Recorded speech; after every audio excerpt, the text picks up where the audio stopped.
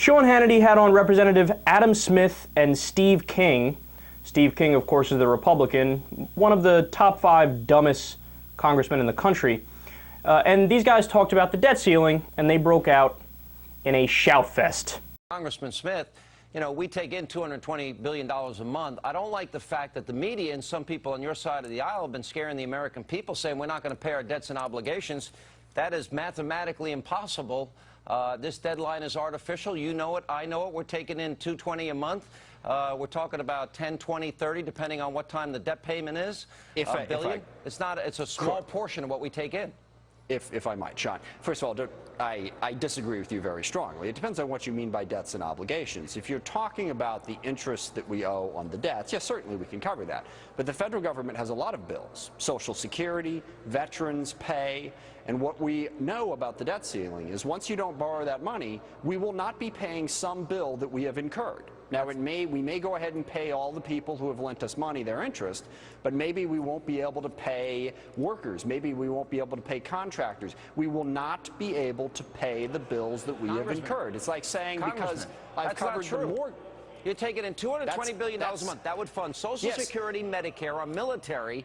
It will not fund everything that the federal government. It will not fund everything that the federal government does. No, that's why there's a ceiling. Yeah, you guys would have to cut back. No, it wouldn't. Exactly. I agree. It wouldn't. But we would not give up our debts and obligations. Congressman King, you settled the dispute. What do you mean? What do you mean by the word obligation?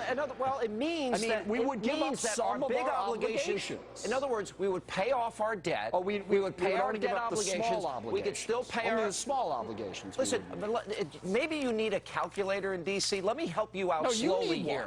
Because if you take in $220 billion and you're dealing with a debt service of 20, that's a small amount. That's just the debt service. That allows us to pay also our military, our Social Security, Medicare, Medicaid. It doesn't allow us to pay all of our bills. It does not allow us to pay all of our bills, as you admitted a second ago. But you're missing my whole point. Obligations. There are not. This may shock you. The EPA is not as essential as you may think that it is. So we might just don't have to pay as a country without it for a month. I hate to tell you that. How would you like to run a business where you said, you know what, I've just decided not to pay a third of my employees this month. You've all done the work. Please keep doing the work. We're just not going to pay you. We've already. I mean, that's crazy. We are not going to meet our obligations. You know, are you that behind in the news? You've got to watch the show more because they already passed the bill in the House. That the 17% of the government that's not being funded, those employees that have been laid off playing golf, tennis, working out, having a good time, eating lunch, drinking wine, they're all going to get back pay. No, I'm listening. You said every time you borrow money, Congressman. Let me get this through your liberal head. No, every time you borrow money, you're robbing from our children and our grandchildren. What part of that aren't you getting? I've heard you. The part about where you say that. Well, Sean, it's hard because you never stop talking. And the economists and the fact checkers contemplate suicide. Look, you have to understand something, guys. It is not a tenable position to be in favor of default. I mean, it was unthinkable. If you were to take even the Republicans from the 1990s, right, the Bob Doles of the world, and sit them down and say, look, here's the deal. We may default on the debt, and that's that. Or, hey, we may breach the debt ceiling. They would be like, you're fucking nuts. That is insanity. Are you a patriot? Do you care about your country? If you care about your country, that is off the table. That is non-negotiable, right? But Sean Hannity, I mean, this dude is a true Kool-Aid drinker. Steve King, who was sitting there also, is a true Kool-Aid drinker. These guys believe their own bullshit. Now, let me give you some reality here. So at the beginning, Sean says, hey, we take in $220 billion in taxes, and the debt payment is only $20 billion, so what are you talking about? Of course, we'll be able to pay for it. Now, I need you to realize how stupid that is. And the congressman calls him out, but Hannity just glosses right over it.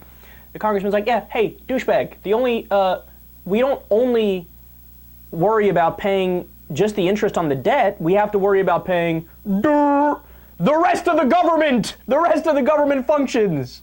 Hello, defense, Social Security, Medicare, Medicaid, all the other programs, the EPA, the FDA, all the other government workers, all the private contractors that work with the government. I mean, you name it, they all get funded through the federal government.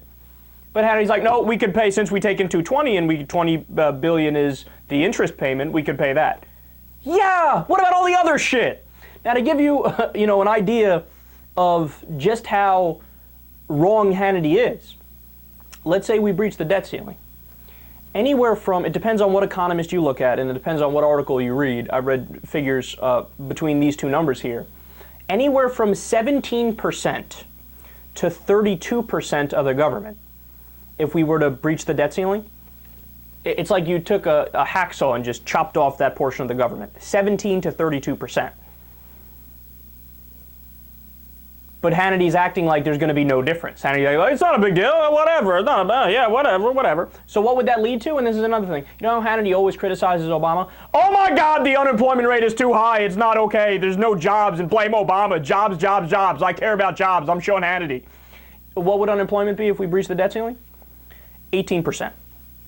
Again, that's according to the economists, not just according to me, and some say, hey, it would be even higher than that. And he says, oh, we wouldn't default. I got news for you, Sean. Again, what the economists say, who are the experts, it's like going to a doctor and having a health condition and they say, your diagnosis is X. You trust the doctor over the schmuck down the street who's an accountant who wants to tell you what the reality is. He doesn't know, the doctor knows, right? Well, the economists know about the economy. And they say, no, we would default by November. In November at some point, we would default. But Hannity's like, nope, we wouldn't default.